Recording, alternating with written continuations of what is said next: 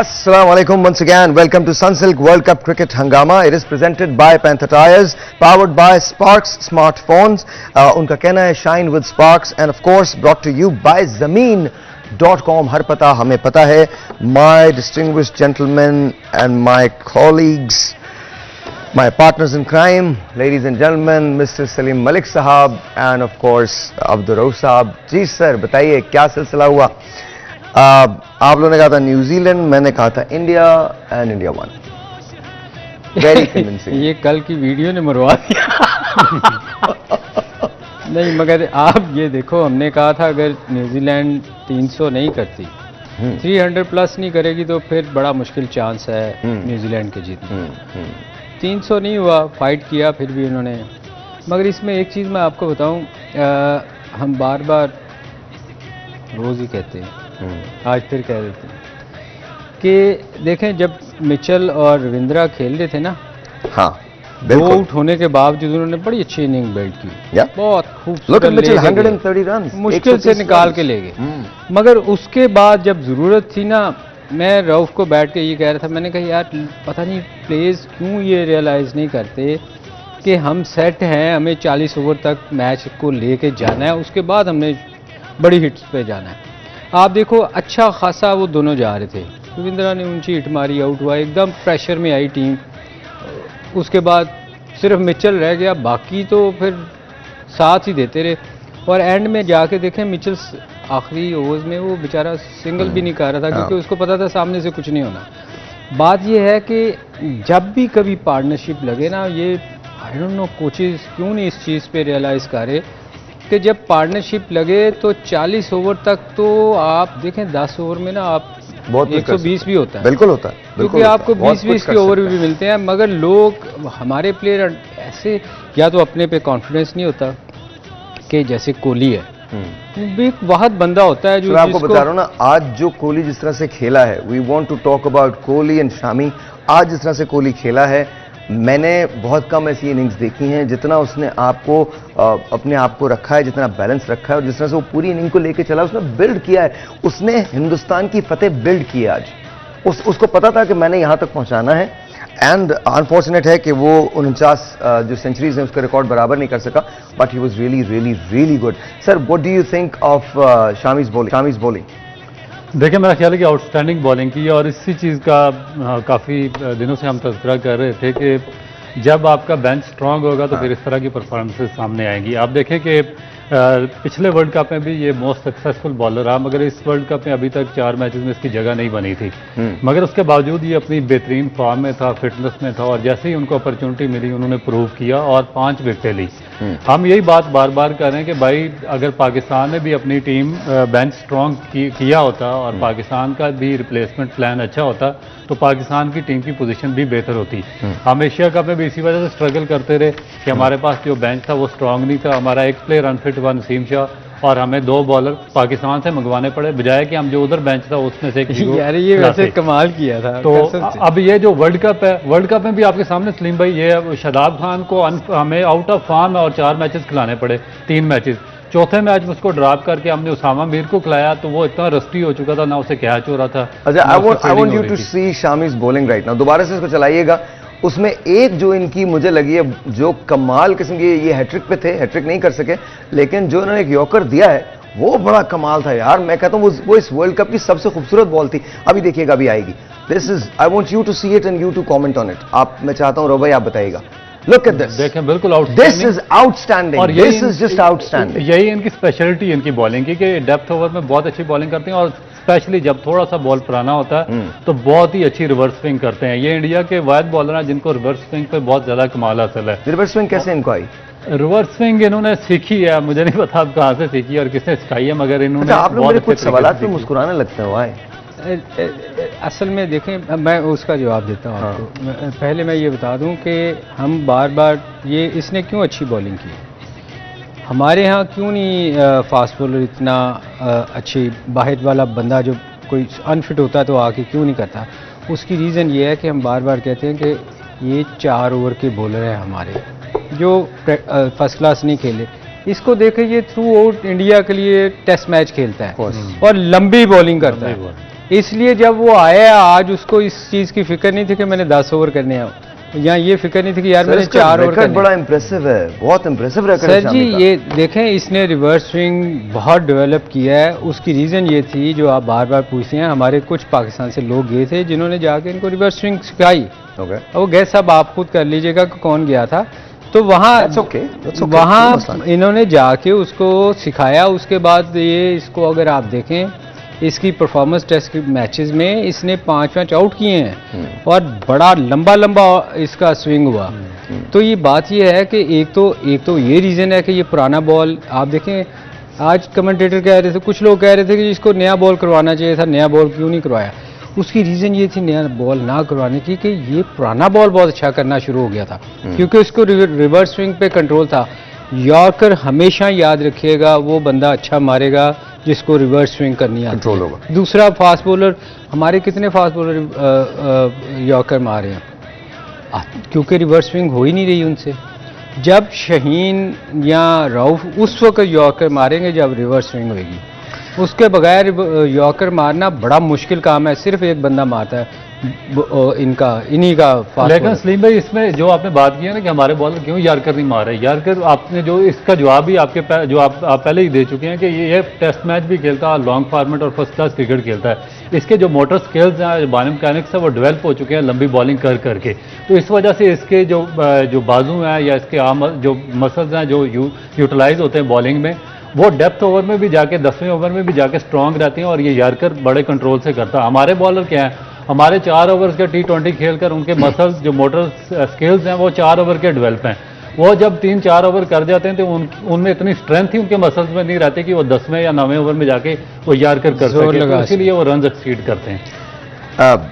मैं क्या कह सकता हूँ, आज इंडिया ने जो गेम खेला है वो तो बहुत अच्छा है, लेकिन इनको चाहिए था, न्यूजीलैंड को चाहिए था कि वो 290, 300, 315, 325 इस किस्म का टोटल जो था वो बोर्ड पे लेके आते, लेकिन वो नहीं ला सके।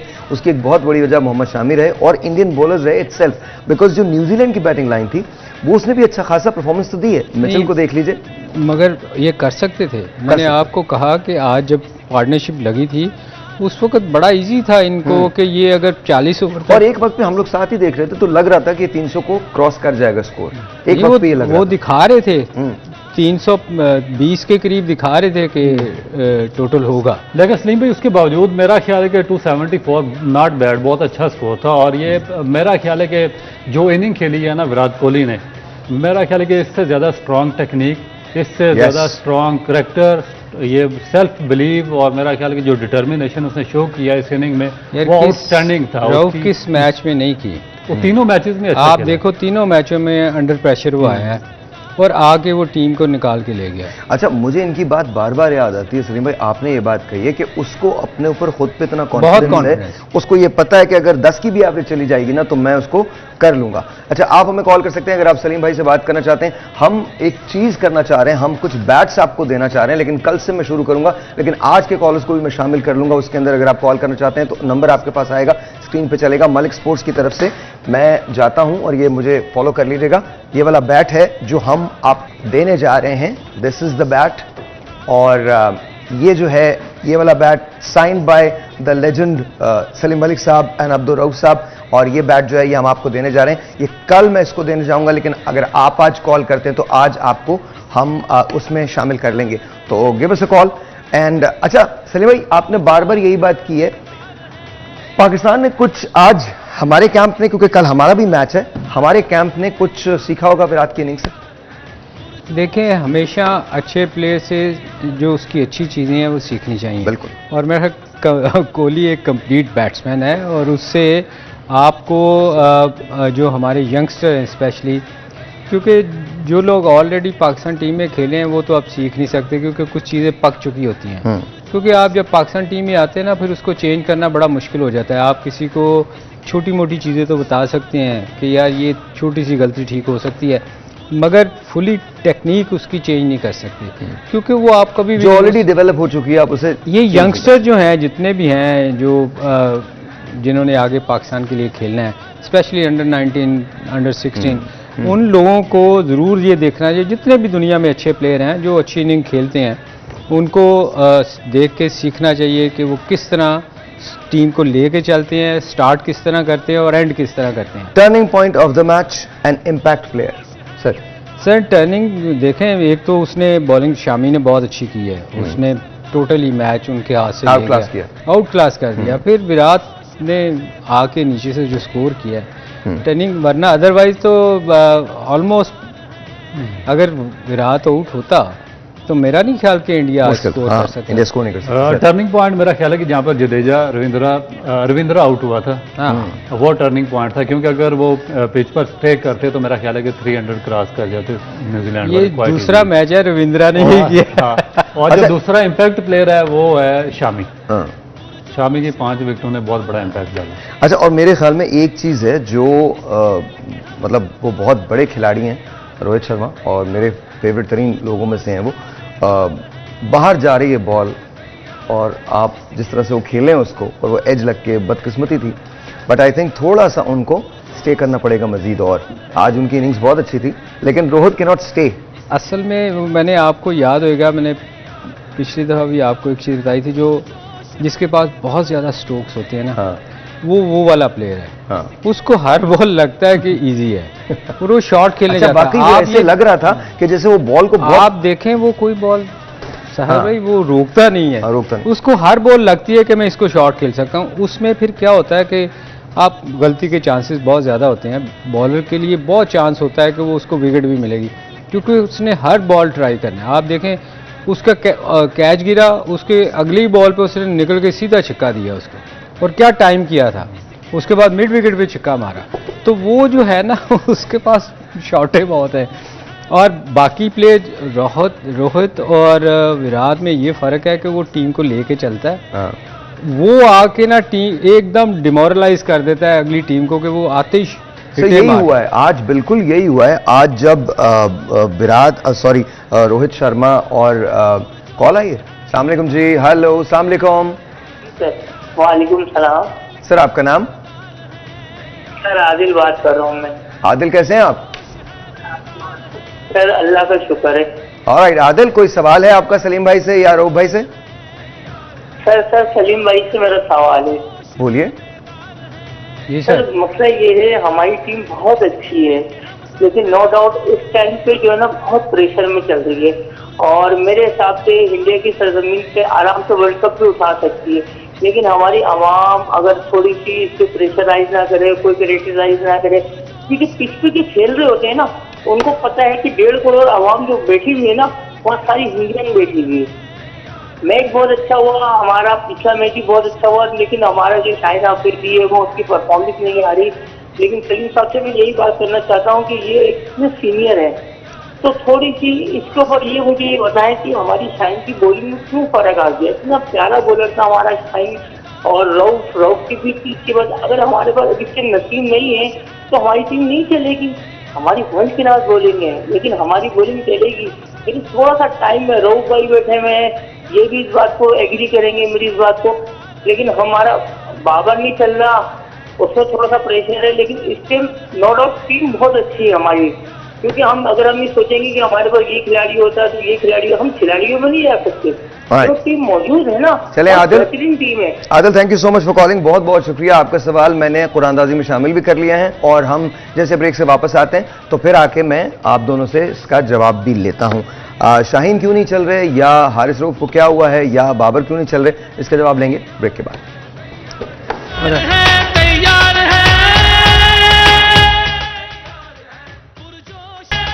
ऑलराइट जी, वंस अगेन वेलकम बैक। और अगर आप स्मार्टफोन्स चाहते हैं तो आपको स्पार्क्स के स्मार्टफोन्स मिल सकते हैं, लेकिन उसके लिए आपको जाना पड़ेगा www.sparks.pk पे, जहां पर आपको एक्सेसरीज मिल जाएंगी, स्मार्टफोन्स भी मिल जाएंगे, shine with sparks, end of course एक आप बहुत बड़ा ग्रैंड प्राइज भी जीत सकते हैं। फाइनल वाले दिन उसका ऐलान होगा, लेकिन उसके लिए again you have to visit www.sparks.pk। Alright जी, सवाल था तो जवाब दे दीजिए, और उसके बाद जरा डेमो भी हो जाए कुछ। आज क्या गलतियां हुई न्यूजीलैंड से और क्या सही किया इंडिया ने? साहिर भाई, उन्होंने पूछा था कि हमारी टीम बहुत अंडर प्रेशर है। हाँ जी। मैं उनको एक बात बता दूं, जब वहाँ मैच पे आप जब इंडिया स्पेशली कहीं भी गए होते हैं, स्पेशली इंडिया में, तो आपको टीवी शीवी देखने का मौका नहीं मिलता आपको। और देखना भी नहीं चाहिए। नहीं, वैसे भी साहिर भाई, ना आपका फ़ोन ऑन होता है, ना आप टीवी देख सकते हैं कि पाकिस्तान में क्या हो रहा है, अनलेस कि आप कॉल करके ना पूछें। ओके। मेरा ख्याल है बाहर की चीज़ें आपको बिल्कुल बिल्कुल आइडिया नहीं होता। ऐसे ही है ना रऊफ, हमारे टाइम में तो ऐसे था कि आपको कुछ याद नहीं होता। और दूसरा उन्होंने पूछा था कि अफरीदी का क्यों नहीं वो अच्छी बॉलिंग। उन्होंने शाहीन शाह का पूछा था, उन्होंने पूछा था हारिस रऊफ का पूछा था, और उन्होंने पूछा था बाबर आजम। 3 लोगों के बाद देखें जो है ना शाहिद और रऊफ, हम बार बार कहते हैं कि डोमेस्टिक क्रिकेट में शामी और कंपेयर कर लें कि एक बंदा कितने मैचेस के बाद आया और 10 ओवर उसने पूरी एक ही पेस से बॉल की। कहीं आपको ये नहीं नजर आया? और लाइन पे बेस्ट पार्ट इज कि जो लाइन थी वो बड़ी कमाल थी। उसकी रीजन जैसे रऊफ कहते हैं कि वो जब आप लंबी क्रिकेट खेलते हैं ना, लंबे ओवर्स की, आपने 20-20 ओवर किए होते हैं, तो फिर आके आपको 10 ओवर इतने मुश्किल नहीं लगते। तो भाई जब आप 4 ओवर की लीग सिर्फ खेलेंगे, फर्स्ट क्लास नहीं खेलेंगे, तो आपको ये प्रॉब्लम होगी। तो हमारे यहाँ प्रॉब्लम ये हो रही है कि हम अब कुछ प्लेयर हमारे ऐसे हैं जो टीवी पे बैठ के कमेंट्री कर रहे हैं, करंट फर्स्ट क्लास प्लेयर, और वो जाके फर्स्ट क्लास नहीं खेले। फिर जब वो उनको मौका नहीं मिलता तो वो शोर करते हैं कि हमें खिलाया नहीं गया। तो हालांकि उनको जाके अपनी फर्स्ट क्लास क्रिकेट खेलनी चाहिए। तो मेरे ख्याल में आपका जवाब यही है भाई कि इनको उनकी पेस कम इसलिए होगी। एक तो वो अनफिट था शाहिद, उसके बाद वापस आया, प्लस हमें फर्स्ट क्लास क्रिकेट अपनी खेलनी चाहिए जब आपने लंबे ओवर्स करने हैं। सर देखिए, बिल्कुल सलीम भाई ने सही कहा। जब भी कोई प्रॉब्लम आती है तो उसका कोई ना कोई उसका बैकग्राउंड होता है और कोई पास्ट होता है उसका, एकदम कोई प्रॉब्लम शुरू नहीं होती। देखें कि आप जो पीछे आपकी 3 सीरीज़ हैं, जो न्यूजीलैंड के खिलाफ खेले, आप ऑस्ट्रेलिया के खिलाफ खेले और इंग्लैंड के खिलाफ टेस्ट सीरीज़ खेले, वनडे सीरीज़ खेले, उसमें आपके ये बॉलर कहाँ थे? मेरा ख्याल है कि तीनों बॉलर आपके स्ट्रगल करते रहे इंजरीज की वजह से, और कि कोई ना कोई बहाना बनाकर ये बाहर बैठे रहे, ना ये टेस्ट मैचेस खेले ना ये वनडे मैचेस खेले। तो उसका फॉल आउट ये गिर रहा है कि अब इनको बैक टू बैक जो 50 ओवर के मैचेस खेलना पड़ रहे हैं। एशिया कप में भी फिर प्रैक्टिस मैचेस आए, फिर वर्ल्ड कप के। तो इनके जो मैकेनिक्स हैं, बॉडी मैकेनिक्स या मोटर स्किल्स होते हैं या मसल्स होते हैं जो बॉलिंग करा करा के डेवलप हुए होते हैं, वो प्रॉपरली डेवलप नहीं थे, जिसकी वजह से ये स्ट्रगल कर रहे हैं। जिनके डेवलप हैं बॉलर के, जिस तरह बुमराह था, वो 1 साल इंजरी का शिकार है, मगर उसके बाद वो पूरा रिहेबिलिटेशन प्लानिंग से निकल के आया, लंबी क्रिकेट खेली उससे। अब देखें कि वो 10 के 10 ओवर पूरी स्ट्रेंथ के साथ करता है, ना सिर्फ अर्ली 3 ओवर 4 ओवर का स्पेल, फिर दरमियान में और मिडल में भी उतनी ही जान से करता है। इनफैक्ट बुमराह के बारे में तो ये भी है कि अगर पहले 4-5 ओवर्स आपने बुमराह के निकाल दिए विदाउट लूजिंग योर विकेट, तो आप एक अच्छा टोटल करने में कामयाब हो जाते हैं। ये बड़ा एक नोन सा फैक्ट है जो बुमराह के बारे में कहा जाता है। बिल्कुल एग्जैक्टली। और इसी तरह देखेंगे शामी जो है उनका देखें बैकअप प्लान कितना स्ट्रांग है, जो बेंच है वो कितना स्ट्रांग है कि पांड्या जो उनका मेजर ऑलराउंडर है वो किसी वजह से अनफिट हो रहा, उनकी जगह नहीं थी, और एकदम उन्होंने 4 मैचेस के बाद इसको शामी को लेके आए और उन्होंने 5 विकेटें लेकर डिफरेंस डाल दिया। हमारा देखें कि प्रॉब्लम क्या आता है कि हम जब हमारा कोई प्लेयर इंजर्ड होता है तो हमारे पास जो हमने 15 रुकनी स्क्वाड उधर अनाउंस करके साथ रखा होता है, उसमें से प्लेयर हम सेलेक्ट नहीं करते हैं, पाकिस्तान से 2-2 प्लेयर मंगवा रहे होते हैं। और फिर अभी वर्ल्ड कप में देखिए Shadab Khan out of form है, उसकी जगह उसामा मीर को खिलाया, तो उस बेचारे से ना कैच हो रहा है ना उससे बॉलिंग जगह पे गिर रही है।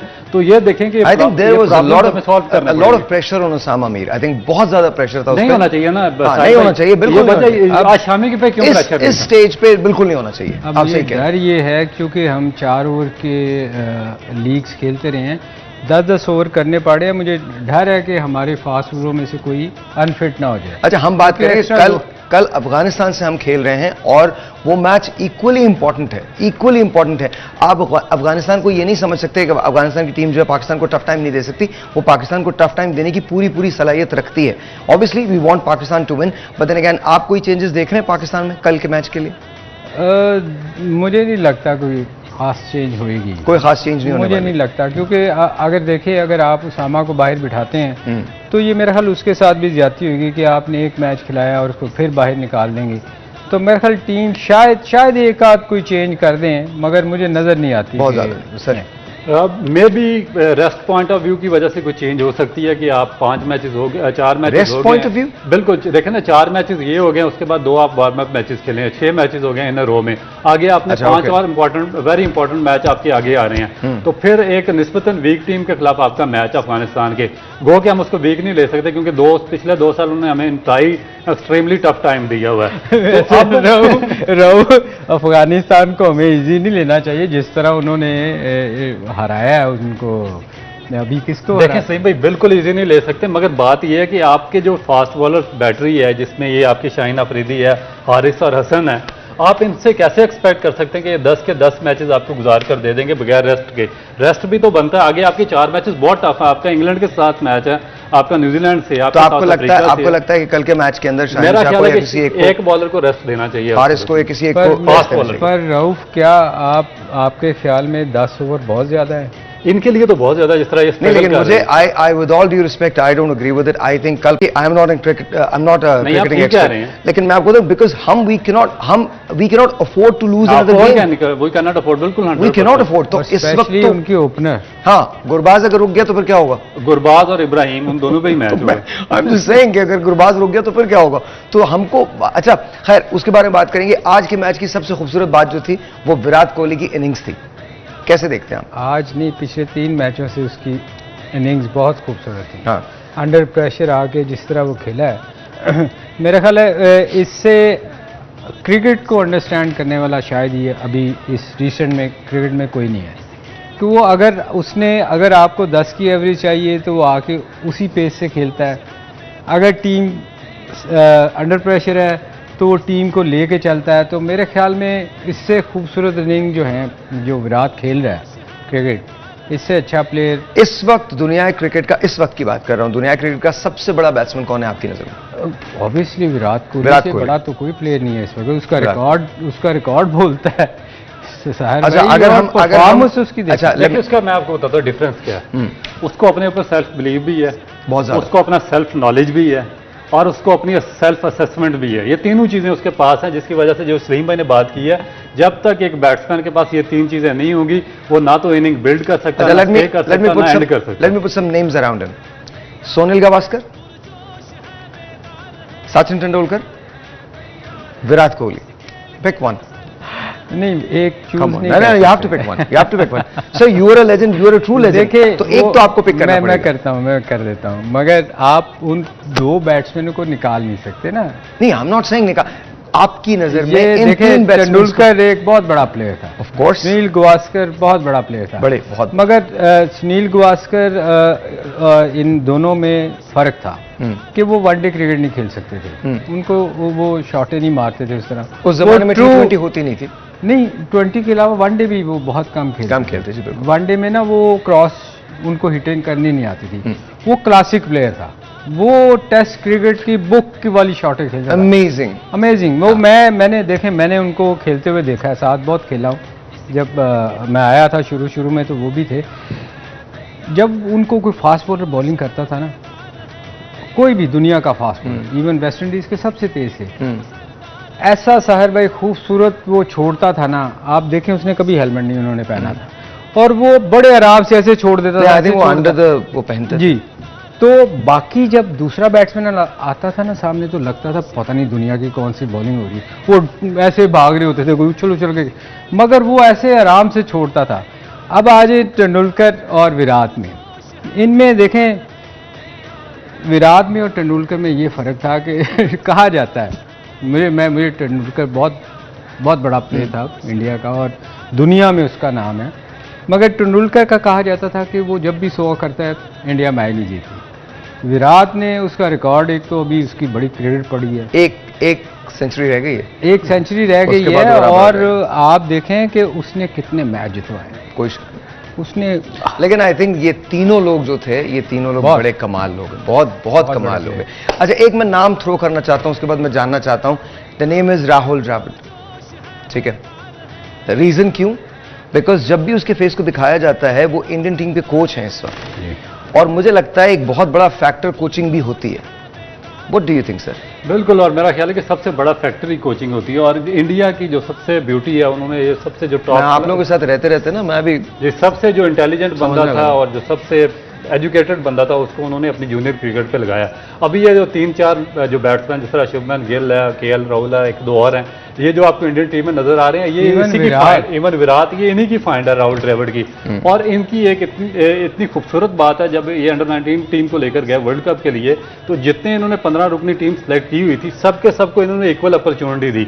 और इन्होंने अपने इंटरव्यू में, मुझे याद है, उन्होंने वहाँ पे कहा था कि मैं ये वर्ल्ड कप जीतने नहीं आया, बल्कि ये मैं एक इंडिया के लिए एक नई जनरेशन तैयार करने के लिए आया हूँ। मेरे लिए मोस्ट इंपॉर्टेंट चीज़ वर्ल्ड कप जीतने से ज़्यादा इन 15 लड़कों को चांस देना, क्योंकि हर प्लेयर इक्वली बेटर प्लेयर और एक से अच्छा प्लेयर है। सर हम भी कोई जनरेशन तैयार कर रहे हैं। हम कर रहे हैं, पर अनफॉर्चुनेटली हमारे यहाँ आज अंडर 19 से 2 कोच बैठे हुए थे, एक चेयरमैन का रिश्तेदार था, एक पता नहीं किसी और सिफारशी बैठा हुआ था, तो हम ये जनरेशन तैयार कर रहे हैं। मैं उसकी राहुल की मैं आपको बात बताऊं, एक मैंने उसको मैं बहुत बड़ा प्लेयर मानता था, राहुल The ball। उस पे हंस रहे हैं। मैं अभी तो बातचीत में- हाँ। राहुल जहां सीम विकेट होती थी ना, जहां सबसे मुश्किल विकेटों पे उसने स्कोर किया हुआ है। मतलब तेंदुलकर से बेहतर इनिंगें खेली हुई हैं उसने मुश्किल विकेटों पे। मुझे याद है न्यूजीलैंड के टूर पे इंडिया टूर कर रही थी, तो पहले मैच के बाद, क्योंकि उन्होंने बहुत सीमिंग विकेटें बनाई थी, तो तेंदुलकर से स्कोर नहीं हो रहा था, तो तेंदुलकर बाहर बैठ गया था और राहुल द्रविड़ अकेला उसने स्कोर किया था। और बहुत बड़ा प्लेयर था वो, इंडिया का बहुत, जिसको कहते हैं ना, सही। ऑलराइट जी, हम एक छोटा सा ब्रेक लेते हैं। ब्रेक के बाद जब वापस आते हैं तो बात करेंगे कल के मैच की, पाकिस्तान वर्सेस अफगानिस्तान। कल का मैच पाकिस्तान के लिए डू एंड डाई की सिचुएशन है, पाकिस्तान को ये मैच जीतना बहुत ज्यादा जरूरी है। कल क्या चेंजेस होंगी, कल क्या हम अपने बेंच का इस्तेमाल करेंगे, कल स्ट्रैटेजी क्या होगी, अगर पाकिस्तान टॉस जीतता है तो पाकिस्तान को क्या करना चाहिए। चेन्नई के अंदर ये मैच होने जा रहा है, चेन्नई के विकेट के बारे में सभी को पता है कि किस तरह की, क्या वो सर्फेस उसी तरह से बिहेव करे या नहीं, सबके बारे में बात करेंगे ब्रेक के बाद।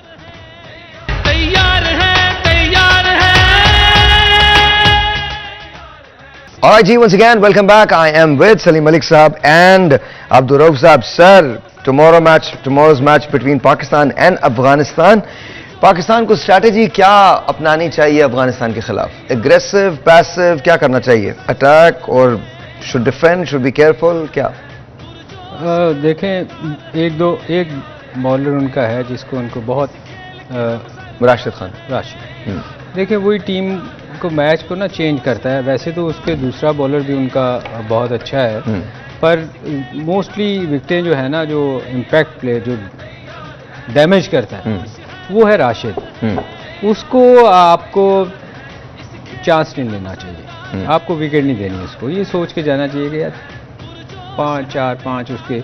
और जब मैंने आपको कहा ना, जब आप किसी भी बॉलर को विकेट नहीं देते ना, वो आप पे अटैक करता है और उसमें वो गलतियां करता है, आप नहीं करते, फिर वो गलतियां करता है कि यार मैं आगे पीछे करने की कोशिश करता है, वो आपको मौका देता है खुद स्कोर करने का। तो इसलिए उस पर हमें अटैक नहीं करना चाहिए। हम क्या कर रहे हैं, मोस्टली मैंने प्लेयर्स को देखा है कि वो अना का मसला बना लेते हैं उसके खिलाफ कि हमने इसको मारना है, वो नहीं होगा क्योंकि उसकी लाइन एंड लेंथ इतनी अच्छी है कि उसको आप जबरदस्ती, जो भी बैट्समैन करेगा, अच्छे से अच्छा बैट्समैन। नहीं, मेरे ख्याल में आप ना किसी भी बॉल को मेरिट पे ट्रीट करें।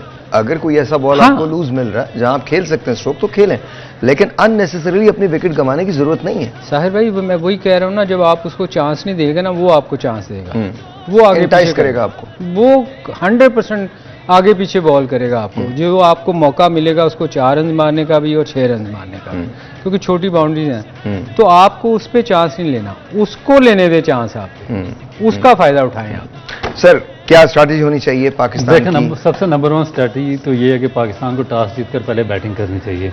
जो भी कंडीशन हो, पहले बैटिंग पाकिस्तान को करनी चाहिए और पाकिस्तान को एक अच्छा स्कोर करना चाहिए। और उसमें मेरा ख्याल है कि क्योंकि अर्ली ऑन जो होगा, शुरू में उनके जो फास्ट बॉलर्स होंगे उनके लिए चांसेस कम होंगे, और पाकिस्तान के जो ओपनर्स हैं, मिडिल आर्डर है, उनके लिए चांसेस होंगे कि ड्राई पिच पे पाकिस्तान इजी उनको टैकल कर सकता है। और उसके बाद जो इनका एक स्पिनर है, मेजर स्पिनर जो राशिद खान है, उसको इस तरह सलीम भाई ने कहा कि उसके खिलाफ अग्रेसिव खेलने की बजाय कोशिश करें कि उसको विकेट ना दें। अच्छा, मेरा सवाल है कि अगर फर्ज करें पाकिस्तान पहले बैटिंग करता है तो क्या टोटल होना चाहिए एक अच्छा पाकिस्तान को डिफेंड करने के लिए? देखें, पाकिस्तान मेरा ख्याल है कि 280, 275, 280 होगा तो पाकिस्तान बहुत अच्छा टोटल होगा और बड़ा मुश्किल होगा उनके लिए करना। मगर अगर अफगानिस्तान पहले बैटिंग करता है या बाद में बैटिंग करता है तो जो उनके ओपनिंग पेयर है गुरबाज और इब्राहिम, ये बहुत ही ज़्यादा खतरनाक होंगे। पाकिस्तान को इनके खिलाफ पूरी प्लानिंग करके आना चाहिए और पाकिस्तान को इनको जल्दी आउट करने की कोशिश करनी चाहिए, अदरवाइज पाकिस्तान के लिए बहुत ज़्यादा असल में डेंजरस हो सकता है। रऊफ पता क्यों कह रहे हैं बैटिंग पहले करनी चाहिए? उसकी रीज़न ये है, जब आप पहले बैटिंग करते हैं ना तो आप पे प्रेशर वो नहीं होता कि आपने 300 लगा हुआ है, आपने चेज करना है, और उसमें राशिद या उस पर भी आप फिर अटैक करने जाएंगे ना, तो जब आप पे प्रेशर नहीं होता ना तो आप नॉर्मल क्रिकेट खेलते हैं, विकेट्स इन हैंड होती हैं, एंड में जाके आप फिर अटैक कर सकते हैं। ये भी एक बहुत बड़ा फैक्टर है कि हमें ये सोचना चाहिए कि यार हमें पहली बारी इसलिए लेनी है कि जब आप फट्टे पे स्कोर लगाया होगा ना तो दूसरी टीम पे प्रेशर होता है। अच्छा जी, कल हम सुबह 9 बजे से लाइव होंगे। 9 बजे से मेरा मॉर्निंग शो जो है वो भी शुरू हो रहा है और कल ये मेरे गेस्ट भी होंगे 10 बजे के करीब, 10:15 बजे के करीब। दोनों डिस्टिंग्विश्ड जेंटलमैन ये मेरे साथ मेहमान होंगे उसमें। मॉर्निंग शो सुबह 9 बजे से शुरू है तो आप ज़रूर देखिएगा।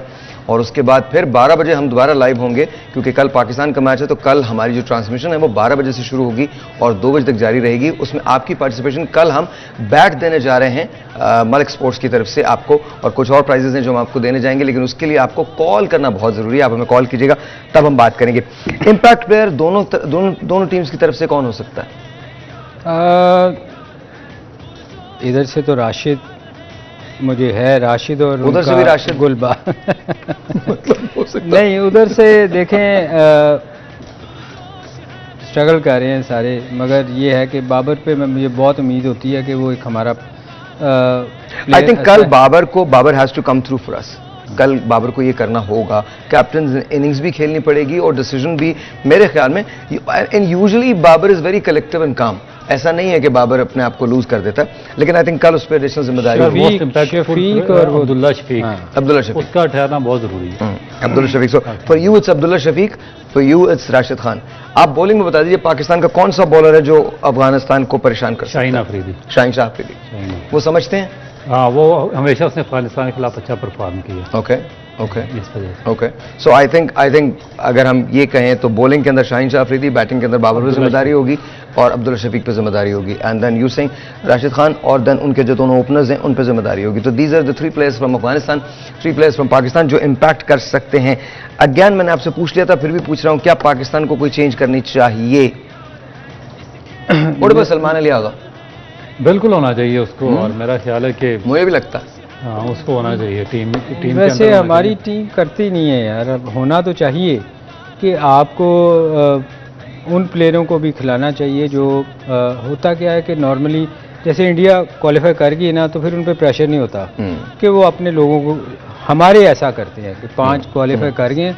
मैंने तो ये भी देखा कि हम जीते हुए भी नहीं हम खिलाते बाहर वाले लोगों को, ये अच्छी चीज़ नहीं है। होना तो भाई देखे ना, ये साउथ अफ्रीकन कैप्टन है बुमा, वो बाहर बैठे हैं, हेनरिक को चांस दिया, विलियमसन बाहर है, और ये मेरे दिल पे लिखा हुआ है, बुमा को बाहर नहीं बैठना चाहिए। विलियमसन बाहर है, उसको love the guy man, I don't वो। अच्छा जी, प्लीज। यंग को चांस दिया न्यूजीलैंड ने, उसके बाद जो स्टोक्स की जगह पे दूसरे खेल रहे हैं, तो हर टीम मेरा ख्याल है कि उनका बेंच इतना स्ट्रांग है कि वो दूसरे प्लेयर को चांस दे सकते हैं। हमारे भी थोड़ा सा दिल बड़ा करना चाहिए, अगर आप 15 लेकर गए हैं तो उनको ट्राई आउट तो करना चाहिए ना। तो ये कैसे हो सकता है कि आप एक हॉल में छुपे रहें, उनको छुपा कर रखें और छुपा कर उनको सेफ वापस ले आएं? अच्छा, वैसे आप जब भी बात करते हो मुझे समझ में नहीं आता कि आप क्यों बात करते हैं। जो मेरे सामने साथ बैठे हैं, he is actually a true legend. 60 मरतबा पाकिस्तान की हिस्ट्री में सबसे ज्यादा मरतबा पाकिस्तान कैंप में बुलाए जाने वाला आदमी ये शख्स है। लिटरली मैं बता रहा हूँ, 60 मरतबा आपको बुलाया गया है। 60 दफा। 60 दफा। And how many times were you selected?